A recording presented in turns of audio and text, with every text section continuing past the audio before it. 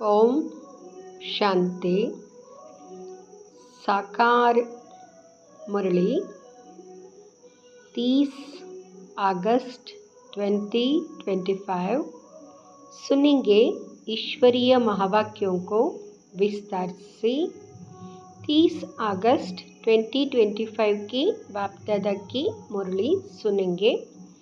आज की मुरली में बाबा ने कहा, मिट्टे बच्चे, ज्ञान को बुद्धि में धारण कर आपस में मिलकर क्लास चलाओ। अपना और औरों का कल्याण कर सच्ची कमाई करते रहो। प्रश्न: तुम बच्चों में कौन सा अहंकार कभी नहीं आना चाहिए? तुम बच्चों में कौन सा अहंकार कभी नहीं आना चाहिए? उत्तर: कई बच्चों में अहंकार आता है कि यह छोटी छोटी बालकियाँ हमें क्या समझाएंगी। बड़ी बहन चली गई तो रूठ कर क्लास में आना बंद कर देंगे। यह है माया के विघ्न। बाबा कहते, बच्चे, तुम सुनाने वाली टीचर के नाम रूप को ना देख बाप की याद में रह मुरली सुनो। अहंकार में मत आओ। ओम शांति। बाप बैठ बच्चों को समझाते हैं। अब बाप जब कहा जाता है तो इतने बच्चों का एक जिस्मानी बाप नहीं हो सकता। इतने सारे बीके हैं, इतने सारे बाबा के बच्चे हैं, एक जिस्मानी नहीं हो सकता। यहाँ है रूहानी बाप, उनके ढेर बच्चे हैं। बच्चों के लिए यह टेप, मुरली आदि सामग्री है। बच्चे जानते हैं अभी हम संगम युग पर बैठे हैं पुरुषोत्तम बनने के लिए। यह भी खुशी की बात है। बाप ही पुरुषोत्तम बनाते हैं। यह लक्ष्मी नारायण पुरुषोत्तम है ना। इस सृष्टि में ही उत्तम पुरुष, मध्यम और कनिष्ठ होते हैं। आदि में उत्तम, बीच में है मध्यम, अंत में है कनिष्ठ। हर चीज़ पहले नई, उत्तम, फिर मध्यम, फिर कनिष्ठ अर्थात पुरानी बनती है। दुनिया का भी ऐसे है, उत्तम, मध्यम, कनिष्ठ हर चीज़ का होता है। दुनिया में भी ऐसे है, उत्तम, मध्यम, कनिष्ठ। तो जिन जिन बातों पर मनुष्य को संशय आता है उस पर तुमको समझाना है। बहुत करके ब्रह्मा के लिए ही कहते हैं कि इनको क्यों बिठाया है, तो उनको झाड़ के चित्र पर ले आना चाहिए। देखो, नीचे भी तपस्या कर रहे हैं और ऊपर में एकदम अंत में बहुत जन्मों के अंत के जन्म में खड़े हैं। बाप कहते हैं, मैं इनमें प्रवेश करता हूँ। यह बातें समझाने वाला बड़ा अक्लमंद चाहिए। एक भी बेअक्ल निकलता है तो सभी बीके का नाम बदनाम हो जाता है। पूरा समझाना आता नहीं है। तो बाबा कहते हैं, पूरा समझाना आता नहीं है। पास तो अंत में ही होते हैं। इस समय 16 कला संपूर्ण कोई बन ना सके, लेकिन समझाने में नंबरवार ज़रूर होते हैं। परमपिता परमात्मा से प्रीत नहीं है तो विपरीत बुद्धि ठहरे ना। इस पर तुम समझा सकते हो। जो प्रीत बुद्धि है वह विजयंती और जो विपरीत बुद्धि है वह विनश्यंती हो जाते हैं। इस पर भी कई मनुष्य बिगड़ते हैं। फिर कोई ना कोई इल्ज़ाम लगा देते हैं। झगड़ा फसाद मचाने में देरी नहीं करते हैं। कोई कर ही क्या कर सकते हैं। कभी चित्रों को आग लगाने में भी देरी नहीं करेंगे। चित्रों को आग भी लग जाएंगे, देरी नहीं करेंगे, है ना। कुछ भी कर सकते हैं। बाप राय भी देते हैं, चित्रों को एंश्योर करा दो। बच्चों की अवस्था को भी बाप जानते हैं। क्रिमिनल आई पर भी बाबा रोज़ समझाते रहते हैं। लिखते हैं, बाबा आपने जो क्रिमिनल आई पर समझाया है यह बिल्कुल ठीक कहा है। यह दुनिया तमोप्रधान है ना, दिन प्रतिदिन तमोप्रधान बनते जाते हैं। वो तो समझते हैं कलयुग अभी रेगड़ी पहन रहा है, घुटनों के बल चल रहा है, अज्ञान नींद में बिल्कुल सोए हुए हैं। कभी कभी कहते भी हैं यहाँ महाभारत लड़ाई का समय है, तो ज़रूर महाभारत का लड़ाई समय है तो लड़ाई तो लगेगी। और भगवान कोई रूप में होगा, रूप तो बताते नहीं, उनको ज़रूर किस में प्रवेश होना है। भाग्यशाली रथ गाया जाता है, रथ तो आत्मा का अपना होगा ना, उसमें आकर प्रवेश करेंगे, उनको कहा जाता है भाग्यशाली रथ। बाकी वहाँ जन्म नहीं लेते हैं, इनके ही बाजू में बैठ ज्ञान देते हैं। कितना अच्छी रीति समझाया जाता है। त्रिमूर्ति चित्र भी है। त्रिमूर्ति तो ब्रह्मा विष्णु शंकर को कहेंगे, ज़रूर यहाँ कुछ करके गए हैं जो फिर रास्तों पर मकान पर भी त्रिमूर्ति नाम रखा है, जिसे इस रोड को नाम रख देते हैं। रास्तों पर मकान पर भी त्रिमूर्ति का नाम रखा है, जैसे रोड को नाम रखते हैं ना। सुभाष मार्ग नाम दिया है। सुभाष की हिस्ट्री तो सब जानते हैं, उन्हों के पीछे बैठ हिस्ट्री लिखते हैं, फिर उनको बनाकर बड़ा कर देते हैं। कितनी भी बड़ाई बैठ लिखे, जैसे गुरु नानक का पुस्तक कितना बड़ा बनाया है, इतना उसने तो लिखा नहीं है। ज्ञान के बदले भक्ति की बातें बैठ लिखी है। यह चित्र आदि तो बनाए जाते हैं समझाने के लिए। यह तो जानते हैं इन आंखों से जो कुछ दिखाई पड़ता है यह सब भस्म हो जाना है, बाकी आत्मा तो यहाँ रह ना सके, ज़रूर घर चली जाएगी। अंत में आत्मा अपने घर परमधाम चली जाएगी। शरीर छूटा तो आत्मा तो यहाँ नहीं रहेगी ना। ऐसी ऐसी बातें कोई सबकी बुद्धि में बैठती थोड़ी है। अगर धारणा होती है तो क्लास क्यों नहीं चलाते। 7-8 वर्ष में ऐसा कोई तैयार नहीं होता जो क्लास चला सके। बहुत जगह ऐसे चलाते भी हैं, फिर भी समझते हैं माताओं का मर्तबा ऊंच है। चित्र तो बहुत है, फिर मुरली धारण कर उस पर थोड़ा समझाते हैं।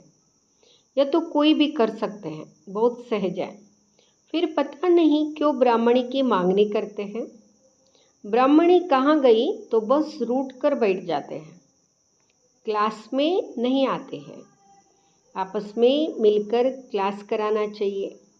रानी दूसरी जगह में चली गई तो कई लोग रूठ कर क्लास में आना बंद कर देते हैं।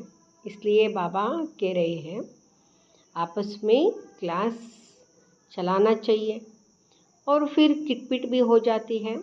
मुरली तो कोई भी बैठ सुना सकते हैं ना, कहेंगे फुर्सत नहीं। यह तो अपना भी कल्याण करना है तो औरों का भी कल्याण करना है। बहुत भारी कमाई है, सच्ची कमाई करानी है जो मनुष्यों का हीरे जैसा जीवन बन जाए। स्वर्ग में सब जाएंगे ना, वहाँ सदैव सुखी रहते हैं। ऐसे नहीं प्रजा की आयु कम होती है, नहीं, प्रजा की भी आयु बड़ी होती है, वहाँ है ही अमर लोक। बाकी पद कम जास्ती होते हैं तो कोई भी टॉपिक पर क्लास कराना चाहिए। ऐसे क्यों कहते हैं? टॉपिक कुछ भी हो क्लास चला सकते हैं। सतयुग में है ही अमर लोक, वहाँ प्रजा की भी आयु बड़ी होती है और कहते हैं अच्छी ब्राह्मणी चाहिए। आपस में क्लास चला सकते हैं, रड़ी नहीं मारनी चाहिए। कोई कोई को अहंकार आ जाता है, यहाँ छोटी छोटी बालकियाँ क्या समझाएंगी। माया के विघ्न भी बहुत आते हैं, बुद्धि में नहीं बैठता।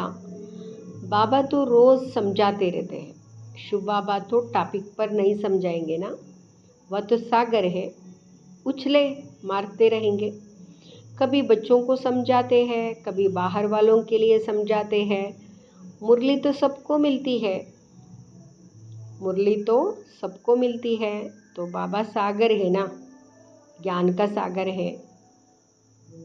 जानते हैं तो सीखना चाहिए ना, अपनी उन्नति के लिए पुरुषार्थ करना चाहिए, अपना भी और दूसरों का भी कल्याण करना है।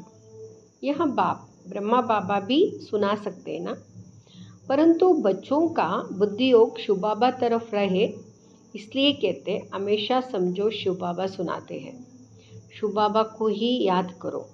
शिव बाबा परमधाम से आए हैं, मुरली सुना रहे हैं।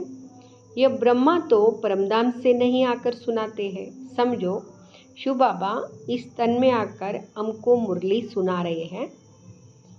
यह बुद्धि में याद होना चाहिए। मुरली सुनते समय ये याद रखना है, शिव बाबा ब्रह्मा के तन में आकर हमको मुरली सुना रहे हैं, ये याद रखना है। और बाबा ये भी कहते हैं, देही अभिमानी होकर मुरली सुनो। यथार्थ रीति यह बुद्धि में रहे तो भी याद की यात्रा रहेगी ना, परंतु यहाँ बैठे भी बहुतों का बुद्धि योग इधर उधर चला जाता है। यहाँ तुम यात्रा पर अच्छी रीति रह सकते हो, नहीं तो गांव याद आएगा, घर बार याद आएगा। बुद्धि में यह याद रहता है, शिव बाबा हमको इसमें बैठ पढ़ाते हैं। हम शिव बाबा की याद में मुरली सुन रहे थे, फिर बुद्धि योग कहाँ भाग गया। इससे बहुतों का बुद्धि योग चला जाता है। यहाँ तुम यात्रा पर अच्छी रीति रह सकते हो, समझते हो शिव बाबा परमधाम से आए हैं। बाहर जाएंगे तो भूल जाएंगे। बाबा याद की यात्रा पर भी समझाते हैं, ज्ञान भी बहुत अच्छा समझाते हैं, फिर भी बुद्धि बाहर भटकती है। बाहर गौड़ों आदि में रहने से यहाँ ख्याल नहीं रहता है। कोई कोई समझते हैं शिव बाबा की मुरली इन कानों से सुन रहे हैं, फिर सुनाने वाले का नाम रूप याद ना रहे। यह ज्ञान सारा अंदर का है, अंदर में ख्याल रहे शिव बाबा की मुरली हम सुनते हैं। ऐसे नहीं फलानी बहन सुना रही है, शिव बाबा की मुरली सुन रहे हैं, यह भी याद में रहने की युक्तियाँ हैं। ऐसे नहीं कि जितना समय हम मुरली सुनते हैं याद में है, नहीं। बाबा कहते बहुतों की बुद्धि कहाँ कहाँ बाहर में चली जाती है। यहाँ बैठे हैं मुरली सुनने के लिए, लेकिन बाबा देखते हैं कईयों की बुद्धि बाहर चली जाती है, बाहर भटकती है, एक स्थिति नहीं है। खेतवाड़ी आदि याद आती है, खेती बाड़ी आदि याद आती रहेगी। बुद्धि योग कहाँ बाहर भटकना नहीं चाहिए। शिव बाबा को याद करने में कोई तकलीफ थोड़ी है, परंतु माया याद करने नहीं देती है। सारा समय शिव बाबा की याद रह नहीं सकते, और ख्यालत आ जाते हैं। नंबरवार पुरुषार्थ अनुसार है ना, जो बहुत नज़दीक वाले होंगे उनकी बुद्धि में अच्छी रीति बैठेगा। सब थोड़े ही 8 की माला में आ सकेंगे। ज्ञान योग दैवी गुण यह सब अपने में देखना है। हमारे में कोई अवगुण तो नहीं है, चेक करना है, अपने आप को चेक करना है। अपने में दैवी गुण कितना है, ज्ञान योग कितना है, कोई अवगुण तो नहीं है, चेक करते रहना है। कोई विकर्म तो नहीं होता है। कोई कोई बहुत लालची बन जाते हैं, लालच का भी भूत होता है। तो माया की प्रवेशता ऐसी होती है, जो भूख भूख करते रहते हैं, खाओ खाओ पेट में बलाओ। कोई में खाने की बहुत आसक्ति होती है। खाना भी कायदे अनुसार होना चाहिए। 1.5 बच्चे हैं, अब बहुत बच्चे बनने वाले हैं, कितने ब्राह्मण ब्राह्मणियाँ बनेंगे। बच्चों को भी कहता हूँ, तुम ब्राह्मण बन बैठो। माताओं को आगे रखा जाता है। शिव शक्ति भारत माताओं की जय। बाबा कहते शिव शक्ति भारत माताओं की जय। शिव के साथ शक्तियाँ। बाप के